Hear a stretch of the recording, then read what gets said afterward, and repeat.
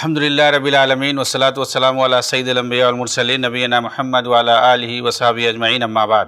عزیز طلباء، آئی plus academy میں آپ سبھی کا استقبال ہے۔ ایک بار پھر میں آپ کی خدمت میں سیرت کے موضوع پر رحمت عالم لے کر کے حاضر ہوا ہوں۔ پچھلے درس میں آپ صلی اللہ علیہ وسلم کے اخلاق و عادات اور سیرت و کردار پر گفتگو چل رہی تھی، اور اسی کا یہ سلسلہ ہے، اور بہت ممکن ہے کہ یہ اس تعلق سے آخری درس ہو۔ چنانچہ بہت سارے واقعات نمونے کے طور پر نبی صلی اللہ علیہ وسلم کی زندگی سے بتلائے گئے۔ حالانکہ آپ کی زندگی میں اس طرح کے واقعات بہت مل جائیں گے جو آپ کے اعلیٰ اخلاق و کردار پر دلالت کرتے ہیں، اور جس کی گواہی خود قرآن نے دی ہے، انک لعلی خلق عظیم، اور آپ صلی اللہ علیہ وسلم کے اخلاق و کردار کی گواہی خود آپ کے دشمنوں نے دی ہے۔ اور اس کی سب سے بڑی مثال آپ کی تربیت یافتہ وہ نسل ہے جنہیں ہم صحابہ کہتے ہیں۔ صحابہ کرام نے آپ سے جو اخلاق و کردار سیکھا اور جو تربیت پائی، وہ ایک بے مثال کردار ہے، ایک بے مثال نمونہ ہے پوری دنیا کے سامنے۔ صحابہ کرام کی زندگیاں اور کیسے انہوں نے پوری دنیا میں انسانوں کے اندر ایک کایا پلٹ ڈالی، کتنی تہذیبوں کو انہوں نے بدل ڈالا، کتنی قوموں کو انہوں نے چینج کر دیا۔ افریقہ کی طرف رخ کیا تو وہاں جو لوگ جنگل کی زندگی گزارتے تھے ان سب کو تہذیب سکھلا دی، اور وہ جہاں کہیں بھی گئے بڑی سے بڑی سپر پاور طاقتوں کو، حکومتوں کو انہوں نے خاک میں ملا دیا، اور وہاں اپنا کلچر، اسلامی کلچر، اسلامی تہذیب و تمدن اور دین کے احکام اور شعائر، حتیٰ کہ عربی زبان تک کو وہاں پہ رائج کر دیا۔ اس کی گواہی آج ہمیں شام و عراق، فلسطین، مصر و لیبیا سے لے کر کے جزائر اور مراکش تک دیتے ہیں۔ یہاں کون سی تہذیبیں تھیں؟ یہاں کوئی وہ عربی بولنے والا نہیں تھا۔ عراق سے لے کر کے سیریا، لبنان، فلسطین سے لے کر کے مصر، لیبیا، ٹیونس، جزائر، مراکش، یہ سب، اور پھر ادھر آئیں، جنوبی افریقہ کی طرف آئیں، ساحلی پٹی پر، یہ جیبوتی ہے، یہ سوڈان ہے، یہ صومال ہے، یہ ایریٹریا ہے۔ اس طریقے سے بہت سارے افریقہ میں ممالک ہیں جو آج عربی زبان بولتے ہیں، وہاں پر مسلمان کثرت سے پائے جاتے ہیں۔ یہ عربی تہذیب کہاں سے آئی؟ یہ صحابہ کرام کا دین ہے۔ بنو امیہ کا جو زمانہ تھا، اس وقت یہ جہاں کہیں بھی گئے کلمہ توحید کی دعوت دی، اور انہوں نے اسلامی تہذیب کو ہر جگہ عام کیا، لوگوں کو اسلام کی طرف بلایا، لوگ اسلام کی اور اخلاق کی دعوت دی۔ لوگوں نے صحابہ کے اخلاق کو دیکھا، ان کی باتوں کو سنا، ان کے عمل کو دیکھا، وہ لوگ قائل ہوئے، ان کو یقین آیا ان کی باتوں پر، اور اسلام کی سچائی اور صداقت پر، توحید کی صداقت پر۔ یہ جو کہتے تھے وہ باتیں وہی ہوتی تھی جو سیم رسول اکرم سے انہوں نے سنی تھی، جس وحی کو انہوں نے دیکھا اور سمجھا تھا، جس قرآن کو انہوں نے نازل ہوتے ہوئے دیکھا اور جسے پڑھا اور سمجھا تھا، اسی کا یہ پیکر بن گئے تھے۔ نبی صلی اللہ علیہ وسلم کی زندگی کا مجسم پیکر بن گئے تھے، عملی نمونہ بن گئے تھے۔ نبی نے جس طریقے سے ان کی تربیت کی تھی، اسی کا پیکر بن کر کے انہوں نے دنیا کے سامنے مثال پیش کیا، اور دین حقیقی کو لوگوں کے سامنے پیش کیا۔ یہ نبی کا کردار ہے، نبی کی سیرت ہے۔ نبی کی سیرت پڑھنی ہے، نبی کے اخلاق و کردار کو جاننا ہے تو ہمیں صحابہ کی زندگی کو دیکھنا چاہیے۔ انہوں نے کیسے زندگی گزاری، اور کیسے انہوں نے فقر و افلاس کی حالت میں زندگی گزاری، دنیا سے کئی گنا زیادہ آخرت کی ان کو فکر ہوتی تھی، اللہ کے دین کی فکر ہوتی تھی، رسول کے سنتوں کی فکر ہوتی تھی، لوگوں کی ہدایت کی فکر ہوتی تھی، لوگوں کی آخرت کی فکر ہوتی تھی، تبلیغ دین کی انہیں فکر ہوتی تھی، عذاب سے وہ ڈرتے تھے اور دوسروں کو ڈراتے تھے، اللہ رب العالمین کی پکڑ سے خود ڈرتے تھے اور دوسروں کو ڈراتے تھے۔ نبی پاک صلی اللہ علیہ وسلم کے اخلاق اور کردار کا نمونہ تھے صحابہ کرام۔ چنانچہ آپ صلی اللہ علیہ وسلم جس طریقے سے بے خوف، اللہ کے علاوہ کسی سے ڈرتے نہیں تھے، بہادر تھے، شجاع تھے، یہی شجاعت اور بہادری صحابہ کے اندر بھی پائی جاتی تھی۔ ایک بار مدینہ میں شور ہوا کہ دشمن آ گئے، کیونکہ مدینہ کے اندر یہ افواہ اڑا دی گئی کہ غسان کا جو حاکم ہے، وہاں کا جو بادشاہ ہے، وہ مدینہ پر حملہ کرنا چاہتا ہے، اور آپ صلی اللہ علیہ وسلم بھی تیاری کرنے لگے، اور تبوک کا جو واقعہ پیش آیا تھا وہ اسی کا نمونہ تھا، تاکہ آپ ان کے یہاں پہنچ کر کے، کیونکہ غسانی جو بادشاہ ہوتا تھا، حاکم ہوتا تھا، وہ رومی بادشاہ کے انڈر میں ہوتا تھا، تو رومی بادشاہ چاہتا تھا کہ غسانی بادشاہ کے ذریعے سے، حاکم کے ذریعے سے مدینہ پر حملہ کروایا جائے اور ان کو ختم کیا جائے، کیونکہ یہ شبہ ہے کہ یہ لوگ دھیرے دھیرے بڑھ رہے ہیں، ان کی طاقت مضبوط ہو رہی ہے، ان کی جمعیت بڑھ رہی ہے، کہیں ایسا نہ ہو ہماری حکومت کی طرف یہ رخ کریں اور ہماری حکمرانی کے ختم ہونے کا یہ سبب بنے، اسے خطرہ لاحق تھا۔ چنانچہ ہمیشہ اس طرح کی خبر کبھی افواہ پھیل جاتی تھی، اسی قسم کی ایک بار افواہ پھیلی اور شور ہوا کہ دشمن آ گئے۔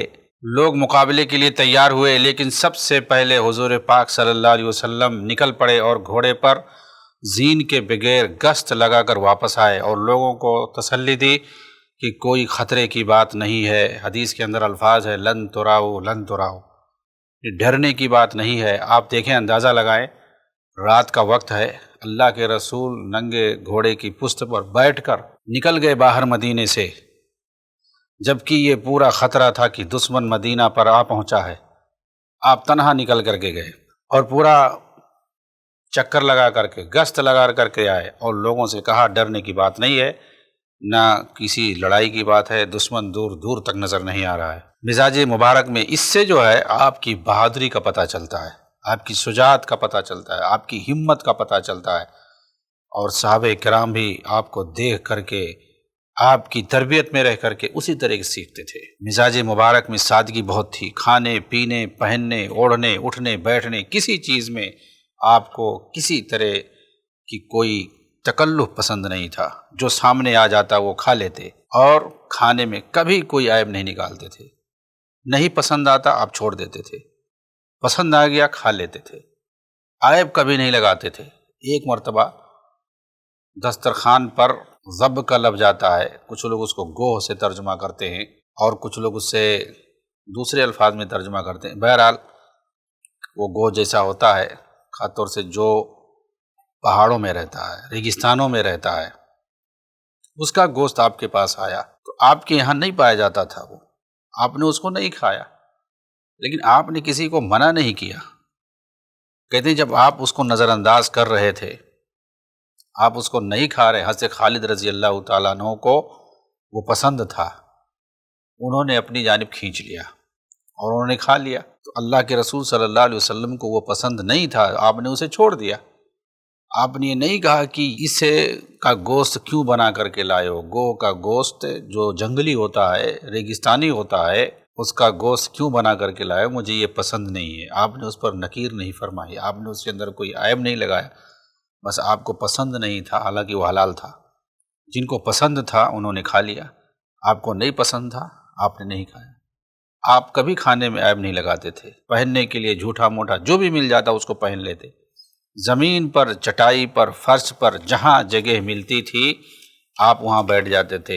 یہ نہیں کہ ہمارے لیے اونچی جگہ ہو، ہمارے لیے کرسی ہو، اسٹیج ہو، جو کیا ہو جو کیا ہو، خدا کی نعمتوں سے جائز طور پر فائدہ اٹھانے کی اجازت آپ صلی اللہ علیہ وسلم نے ضرور دی ہے، لیکن آپ خود بہت زیادہ اس سے استفادہ نہیں کرتے تھے۔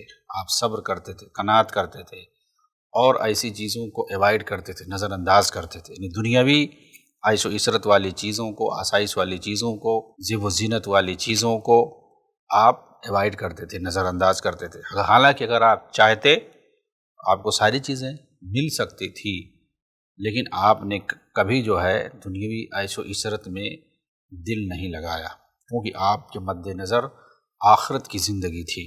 کہتے ہیں کہ لیکن تن پروری اور عیش نہ اپنے لیے پسند فرمایا، نہ عام مسلمانوں کے لیے۔ ایک بار حضرت عائشہ رضی اللہ تعالیٰ عنہ کے پاس تشریف لے گئے، دیکھا کہ گھر میں چھت گیر لگی ہوئی ہے، اسی وقت پھاڑ ڈالی۔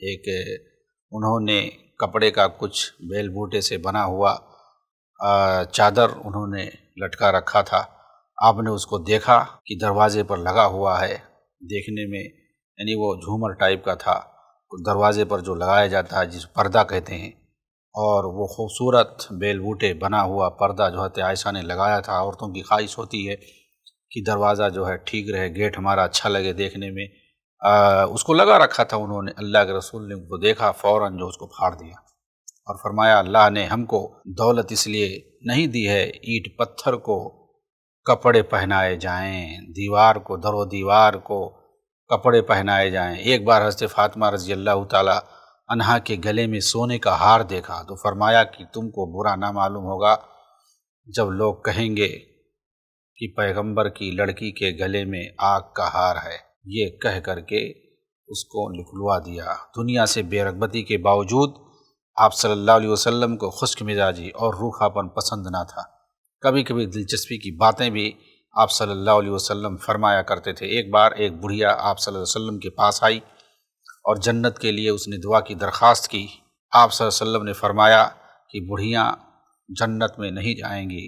اس کو یہ سن کر بڑا رنج ہوا، روتی ہوئی واپس چلنے لگی۔ آپ صلی اللہ علیہ وسلم نے لوگوں سے کہا کہ اس سے جا کے کہہ دو کہ جنت کے اندر بوڑھی عورتیں نہیں ہوں گی، یعنی وہاں جو ہوں گی وہ سب جوان ہو جائیں گی۔ بعض لوگ رات دن نماز روزے میں مشغول رہنا چاہتے تھے، اس کی وجہ سے بیوی بچوں نیز اپنے جسم کے حق کو پورا نہ ہونے کا اندیشہ تھا، اسی لیے اللہ کے رسول صلی اللہ علیہ وسلم اس کو روکتے۔ حضرت عبداللہ بن عمر رضی اللہ تعالیٰ عنہ کے متعلق آپ کو یہ خبر ہوئی کہ انہوں نے ہمیشہ دن میں روزہ رکھنے اور رات بھر عبادت کرنے کا عہد کر لیا ہے۔ آپ صلی اللہ علیہ وسلم نے ان کو بلا بھیجا اور پوچھا کہ کیا یہ خبر صحیح ہے؟ انہوں نے کہا ہاں۔ فرمایا کہ تم پر تمہارے جسم کا حق ہے، آنکھ کا حق ہے اور بیوی کا حق ہے۔ اسی طریقے سے کچھ لوگ آئے نبی صلی اللہ علیہ وسلم کی عبادت کا، رات کے وقت آپ کیسے عبادت کرتے ہیں معلوم کرنے کے لیے۔ آپ صلی اللہ علیہ وسلم اتفاق سے گھر پہ نہیں تھے، حضرت عائشہ رضی اللہ تعالیٰ عنہا تھیں، انہوں نے بتایا کہ اللہ کے رسول کیسے عبادت کرتے ہیں رات میں۔ تو حدیث میں آتا ہے کہ ان لوگوں نے اسے بہت کم تصور کیا، یعنی گویا وہ لوگ اور زیادہ عبادت کرتے تھے۔ وہ لوگ چلے گئے اور عہد کیا ہر ایک نے کہ میں تو برابر روزہ رکھوں گا، کبھی ناغہ نہ کروں گا۔ ایک نے تو کہا کہ میں جو ہے کبھی شادی نہیں کروں گا، اور ایک نے کہا کہ میں دنیا و ما فیہا سے الگ ہو جاؤں گا، ایسا ہو جاؤں گا۔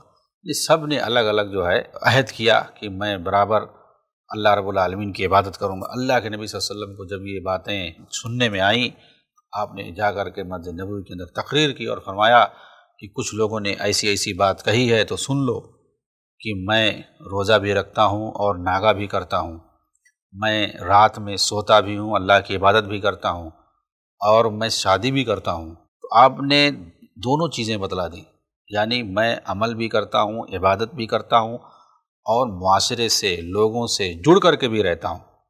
ایسا نہیں ہے کہ دنیا اور ما فیہا سے الگ ہو جاؤ، معاشرے سے، بیوی بچوں سے الگ تھلگ ہو جاؤ اور جا کر کے کوئی کٹیا بنا لو پہاڑ میں، غار میں، اور وہاں اللہ اللہ کرو۔ صرف اسلام اس کا حکم نہیں دیتا ہے، سماج کے اندر رہو، معاشرے کے اندر رہو، اور دوسروں کو بھی جو اپنا کر رہے ہو، آخرت کی فکر جیسے اپنے لیے ہے دوسروں کے لیے بھی کرو، لوگوں کے اندر رہ کر کے، سماج کے اندر رہ کر کے، اور بیوی بچوں کے ساتھ رہو۔ ساری چیزیں اللہ کے رسول نے نمونہ دکھایا۔ تو آپ فوراً کوئی بھی غلطی آپ دیکھتے تھے، فوراً آپ ٹوکتے تھے۔ آپ صلی اللہ علیہ وسلم کی احتیاط کا یہ عالم تھا کہ کسی کے گھر جاتے تو دروازے کے دائیں یا بائیں کھڑے ہوتے، سیدھا دروازے کے سامنے نہیں کھڑے ہو جائیں کہ آدمی دروازہ کھولے تو فوراً جو گھر کے ساری چیزیں دیکھ لے، دائیں یا بائیں کھڑے ہوتے، اور اس سے اجازت مانگتے گھر میں داخل ہونے کے لیے۔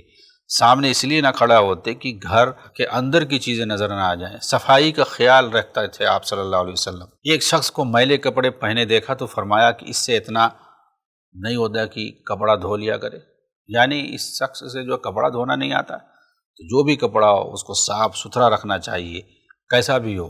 گفتگو ٹھہر ٹھہر کر فرماتے تھے، ایک ایک فقرہ الگ ہوتا تھا، کسی کی بات کاٹ کاٹ کر گفتگو نہ فرماتے تھے، یعنی کوئی اگر بات کر رہا ہے تو اس کو پوری بات سنتے تھے آپ، اور آپ جو بات بولتے تھے، حضرت عائشہ کہتی ہیں اس طریقے سے آپ ٹھہر ٹھہر کے بولتے تھے کہ آدمی اگر چاہے تو انہیں شمار کر لیتا کہ کتنے جملے آپ نے بولے ہیں، اور اگر کوئی بات کرتا تو اس کی پوری بات سنتے تھے، جب تک وہ بات پوری نہیں کر لیتا آپ اس کی بات نہیں کاٹتے تھے۔ اور اس طریقے سے جب کسی سے مصافحہ کرتے تھے تو آپ چھوڑتے نہیں تھے جب تک کہ سامنے والا نہ چھوڑ دے۔ تو ہر ایک کی رغبت کا، خواہش کا آپ خیال فرماتے تھے۔ کہتے ہیں کہ جو بات ناپسند ہوتی اس کو ٹال دیتے، یہ نہیں کہ اس پر تنقید کرنا شروع کر دیں، زیادہ تر چپ رہتے، بے ضرورت گفتگو نہ فرماتے، ہنسی آتی تو مسکرا دیتے تھے آپ صلی اللہ علیہ وسلم۔ یعنی ہنسی کے وقت مسکرانا یہ آپ کی عادت تھی، یہ نہیں کہ کہہ کہا لگا کر کے ہاں ہاں اور ایک دوسرے پر ہاتھ مار کر کے جو ہے کھلکھلا کر کے ہنسا جائے اور کہہ کہا مارا جائے، ایک دوسرے پر ہاتھ مارا جائے، بلکہ مسکرا دیتے تھے آپ صلی اللہ علیہ وسلم۔ ہر لحظہ ہر لمحہ اللہ کی یاد میں لگے رہتے، اٹھتے بیٹھتے چلتے پھرتے غرض ہر وقت اسی کی خوشی کی تلاش رہتی، اور ہر حالت میں دل اور زبان سے اللہ کی یاد جاری رہتی تھی۔ صحابہ کی محفلوں میں یا بیویوں کے حجروں میں ہوتے اور یکایک اذان کی آواز آتی، آپ صلی اللہ علیہ وسلم اٹھ کھڑے ہوتے، رات کا بڑا حصہ اللہ کی یاد میں بسر ہوتا، کبھی پوری رات نماز میں کھڑے رہتے اور بڑی بڑی صورتیں پڑھتے۔ آپ صلی اللہ علیہ وسلم اللہ تعالیٰ کے بڑے پیارے پیغمبر تھے، پھر بھی فرمایا کرتے کہ مجھ کو کچھ نہیں معلوم کہ میرے اوپر کیا گزرے گی۔ آپ پیغمبر تھے، آپ صلی اللہ علیہ وسلم کے اگلے پچھلے تمام گناہ معاف تھے، لیکن پھر بھی آپ کہتے مجھے نہیں معلوم میرے ساتھ کیا ہوگا۔ ایک مرتبہ بڑے پراثر الفاظ میں فرمایا کہ اے قریشیو، اپنی خبر آپ لے لو، میں تم کو اللہ سے نہیں بچا سکتا۔ اے عبد مناف، میں تم کو اللہ سے نہیں بچا سکتا۔ اے عباس بن عبد المطلب، میں تم کو بھی اللہ سے نہیں بچا سکتا، یعنی اس کے عذاب سے۔ اے صفیہ رسول خدا کی پھوپھی، میں تم کو بھی اللہ کے عذاب سے نہیں بچا سکتا۔ اے میری بیٹی فاطمہ، میں تم کو بھی اللہ کے عذاب سے نہیں بچا سکتا۔ مطلب یہ ہے کہ دنیا میں کچھ کر لو، آخرت کے لیے دنیا میں تم خود عمل کر لو، کیونکہ وہاں کوئی کسی کے کام نہیں آئے گا، چاہے وہ نبی ہی کیوں نہ ہو۔ یہاں جو عمل آدمی کر کے جائے گا اسی کا عمل اسے فائدہ پہنچائے گا۔ ایک صحابی کا بیان ہے کہ میں ایک بار حضور صلی اللہ علیہ وسلم کی خدمت میں حاضر ہوا، دیکھا تو آپ نماز پڑھ رہے ہیں، آنکھوں میں آنسو جاری ہیں، روتے روتے اس قدر ہچکیاں بندھی ہوئی تھی، معلوم ہو رہا تھا کہ چکی چل رہی ہے یا ہانڈی ابل رہا ہے۔ ایک بار آپ صلی اللہ علیہ وسلم ایک جنازے میں شریک تھے، قبر کھودی جا رہی تھی، آپ صلی اللہ علیہ وسلم قبر کے کنارے بیٹھ گئے اور یہ منظر دیکھ کر رونے لگے، یہاں تک کہ زمین تر ہو گئی، اور فرمایا بھائیو اس دن کے لیے سامان کر لو، یعنی آخرت کے لیے۔ تو آپ صلی اللہ علیہ وسلم آخرت کے لیے بہت روتے تھے۔ اگر کسی کا جنازہ گزر جائے، خواہ وہ کسی غیر مسلم کافر ہی کا جنازہ کیوں نہ ہو، کسی یہودی ہی کا جنازہ کیوں نہ ہو، تو آپ کھڑے ہو جاتے تھے، آپ آخرت کو فوراً یاد کرنے لگ جاتے تھے۔ یہی پورا نمونہ صحابہ کرام کے اندر آپ دیکھیں۔ حضرت عثمان غنی کے بارے میں آتا ہے کہ وہ قبر پہ جاتے تھے، قبرستان میں اگر جاتے تھے تو اس قدر روتے تھے آخرت کو یاد کر کے کہ آپ کی داڑھی آنسوں سے بھر جاتی تھی، آپ کی داڑھی جو ہے بھیگ جاتی تھی پوری آنسوؤں سے، اس قدر روتے تھے۔ صحابہ کا یہ حال تھا، اور اللہ کے رسول نے فرمایا ہے کہ قبر کی زیارت کرو، کیوں؟ اس لیے کہ وہ آخرت کی یاد دلاتی ہے۔ وہاں جاؤ گے، مرنے والوں کو، ان کی قبروں کو دیکھو گے، ان کی زندگی یاد آئے گی کہ وہ دنیا میں کیسے ہمارے ساتھ تھے، آج چلے گئے اور ہر ایک کو جانا ہے۔ اور جو دعا وہاں جا کر کے پڑھتے ہیں اس کا مطلب بھی یہی ہے کہ تم لوگ چلے گئے، ہم بھی تمہارے بعد آنے والے ہیں، ہم لوگ بھی راستے ہی میں ہیں۔ اور پھر ان کی مغفرت کے لیے اور اپنی مغفرت کے لیے دعا کی جاتی ہے۔ اللہ کے نبی نے یہ سکھایا ہے کہ جو مر چکے ہیں مردوں کی مغفرت کے لیے دعا کرنی ہے، یہ نہیں کہ جاؤ تو ان سے مانگنا شروع کر دو، وہ تو خود اپنی جو ہے اپنے لیے کچھ نہیں کر سکتے ہیں، تو ان سے مانگو گے کیا؟ تو جو اسلام سکھاتا ہے وہ ہمیں کرنا ہے، یہ نہیں کہ بدعتیوں کی طرح سے جا کر کے خود انہی سے مانگنا شروع کر دو۔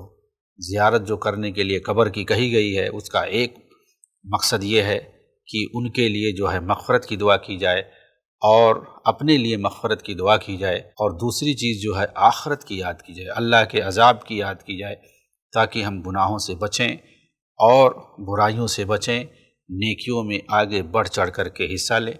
تو نبی پاک صلی اللہ علیہ وسلم کی جو آخری فکر تھی وہ آخرت کی تھی، اور آخرت کے لیے جو اچھائیاں ہیں، جو نیک کام ہیں، جو نیکیاں ہیں، ان کو آپ کرتے کہ لوگوں کو تلقین کرتے تھے، آخرت کی یاد دلاتے تھے، اللہ کے عذاب کی یاد دلاتے تھے، اور جو ان چیزوں میں لانے والی ہیں، مبتلا کرنے والی ہیں، اللہ کی کہ عذاب میں مبتلا کرنے والی ہیں، عذاب قبر میں مبتلا کرنے والی ہیں، آخرت کے اندر جہنم میں جو لے جانے والی چیزیں ہیں، ان سب سے آپ صلی اللہ علیہ وسلم لوگوں کو ڈراتے تھے۔ نبی صلی اللہ علیہ وسلم کی زندگی کا یہ جو ہے مختصر حالات تھے۔ آپ صلی اللہ علیہ وسلم کی جو ہے وفات کے بعد مصنف رحمہ اللہ نے آپ کے اخلاق و اطوار کو بیان کیا، آپ کے ازواج مطہرات اور آپ کے اولاد کے بارے میں اور آپ کے صحابہ کے بارے میں۔ یہ چند نمونے تھے جن کو آپ کے سامنے بیان کیا گیا۔ اس پر ہماری بات ختم ہوتی ہے، یہ کتاب ختم ہوتی ہے۔ اس کے بعد میں جو چند منٹ باقی ہیں ان میں کچھ سوال اور جوابات رکھیں گے، اور پھر انشاءاللہ یہ ایپیسوڈ آخری ہوگا اور اس پر یہ کتاب انشاءاللہ ختم ہوگی۔ تو آپ صلی اللہ علیہ وسلم کے اخلاق و عادات کے بارے میں جو یہ سلسلہ چل رہا تھا ہمارا، تو یہ انشاءاللہ آخری سلسلہ ہوگا، آخری اس کی کڑی ہوگی، یا آخری درس ہوگا اخلاق و عادات کے بارے میں، اور انشاءاللہ یہ آخری سبق بھی ہوگا رحمت عالم کے تعلق سے۔ کچھ سوالات ہیں اس کو کر لیتے ہیں، ہمارے پاس وقت بہت کم ہے۔ تو اس میں پہلا سوال یہ ہے کہ آخری زمانے میں نبی صلی اللہ علیہ وسلم کی زندگی کے آخری زمانے میں جو باہر سے مال غنیمت آنے لگا، خاص طور سے فتح خیبر کے بعد وہاں سے جو غلہ جات اور رقوم آتے تھے، تو کیا اس سے صحابہ کی زندگی میں، خاص طور سے نبی کی زندگی میں، کیا ان کی زندگی جو ہے کایا پلٹ ہو گئی؟ ان لوگوں کی زندگی میں انقلاب آ گیا، اور یہ جو دولت آتی تھی مال غنیمت کی شکل میں، اونٹ، بکریاں اور سونا چاندی، اشرفیاں، دینار، درہم، اور اسی طریقے سے غلام، لونڈیاں، اور وہاں خیبر سے غلہ جات، رقوم، کھجور، بہت کچھ آتا تھا، شہد، سب آتا تھا، تو کیا اس سے وہ لوگ عیش و عشرت کی زندگی گزارنے لگے؟ صحابہ کرام، انصار، مہاجرین کتنے تھے؟ چند تعداد میں تھے؟ ایسا بالکل نہیں ہے۔ تو یہی سوال ہے کہ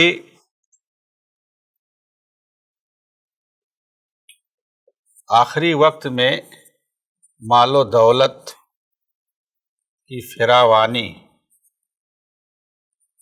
سے کیا آپ صلی اللہ علیہ وسلم کی زندگی بدل گئی؟ سوال بڑا ہے لیکن جواب چھوٹا رہے گا، جیسا کہ میں نے بتایا، یعنی عیش و عشرت کی زندگی گزارنے لگے جیسا عام طور سے ہوتا ہے۔ آدمی کے پاس پہلے کچھ نہیں رہتا ہے، اگر اور اس کے پاس دولت آ جائے تو ظاہر سی بات ہے وہ دنیاوی تمام سامان زندگی جو ہوتے ہیں ان کو کوشش کرتا ہے خریدنے کی، اپنے پاس رکھنے کی، اور عیش و عشائش کی زندگی گزارنے کی۔ اس دولت سے فائدہ زیادہ سے زیادہ خود اٹھانے کی کوشش انسان کرتا ہے۔ ہر انسان خرچ کرتا ہے، دوسروں کی مدد کرتا ہے، ایسا نہیں ہے۔ آدمی کے پاس جب مال کی فراوانی ہوتی ہے، دولت کی کثرت ہوتی ہے، تو وہ دوسروں کو دیتا ہے، فائدہ پہنچاتا ہے، لیکن دوسروں سے زیادہ وہ خود استفادہ کرتا ہے۔ تو کیا ایسا صحابہ کرام کرنے لگے؟ اور نبی صلی اللہ علیہ وسلم خود کیا ایسا کرنے لگے؟ ایسا بالکل نہیں تھا۔ اس کا جواب یہی ہے کہ جیسے پہلے مفلسی کی زندگی گزارتے تھے، قناعت اور صبر کی زندگی گزارتے تھے، بالکل ویسے ہی مال و دولت کی فراوانی کے بعد بھی زندگی گزارتے تھے۔ پہلے ہی کی طرح قناعت لکھیں تو زیادہ بہتر ہے، قناعت کی زندگی بسر کرتے تھے۔ اب قناعت میں سب آ گیا، یعنی جیسے پہلے قناعت کرتے تھے، چنانچہ جب بھی آتا تھا، آپ نے پڑھا سبق کے اندر کہ کہیں سے بھی، حتیٰ کہ خیبر سے 4 اونٹ بھر کر کے رقوم اور غلہ آیا، اور آپ کو رات بھر نیند نہیں آئی جب تک کہ وہ پورا تقسیم نہیں ہو گیا۔ تو یہ آپ کی حالت تھی۔ تو ایسا نہیں کہ آپ کی زندگی میں انقلاب آ گیا اور ساری چیزیں۔ حضرت عائشہ نے آپ کے تعلق سے یہ بات کہی ہے کہ آپ کے جو کپڑے تھے، آپ کا کپڑا کبھی تہ نہیں کیا گیا۔ کیا مطلب ہے اس کا؟ آپ کا کپڑا کبھی تہ نہیں کیا گیا، اس کا کیا مطلب ہے؟ مطلب یہ ہے کہ صرف ایک ہی جوڑا کپڑا ہوتا تھا۔ مطلب یہی ہے کہ آپ کے پاس صرف ایک ہی جوڑا کپڑا ہوتا تھا، وہ جب پھٹ جاتا، پرانا ہو جاتا، تب اس کے بعد آپ دوسرا۔ ظاہر سی بات ہے، آدمی تہ کر کے کپڑا کب رکھتا ہے؟ جب ایک سے زیادہ رہے گا تب اس کو تہ کر کے الماری میں رکھے گا، ایک رہے، دو رہے، کتنا بھی رہے۔ اسی وقت تہہ کر کے رکھتا ہے۔ تو حضرت عائشہ نے جو یہ کہا کہ آپ کا کپڑا کبھی تہہ کر کے نہیں رکھا جاتا تھا، اس کا مطلب یہ نہیں ہے کہ اس کو ادھر ادھر پھینکے رہتے تھے کونا عطر میں، یہ مطلب نہیں ہے۔ محدثین نے یہ بات لکھی ہے، سیرت نگاروں نے بات لکھی ہے کہ اس کا مطلب یہ ہے کہ آپ کے پاس صرف ایک ہی جوڑا ہوتا تھا۔ اسی طریقے سے ایک سوال یہ ہے، ایک دوپہر کو صدیق و فاروق سے آپ صلی اللہ علیہ وسلم کی ملاقات کس حالت میں ہوئی؟ مطلب ایک دوپہر کو آپ صلی اللہ علیہ وسلم نکلے گھر سے تو راستے میں ابوبکر صدیق بھی مل گئے اور حضرت عمر بھی مل گئے، واقعہ معروف ہے۔ تو کس حالت میں ملاقات ہوئی تھی؟ تو اس کا سیدھا جواب ہے چھوٹا سا کہ بھوک کی حالت میں۔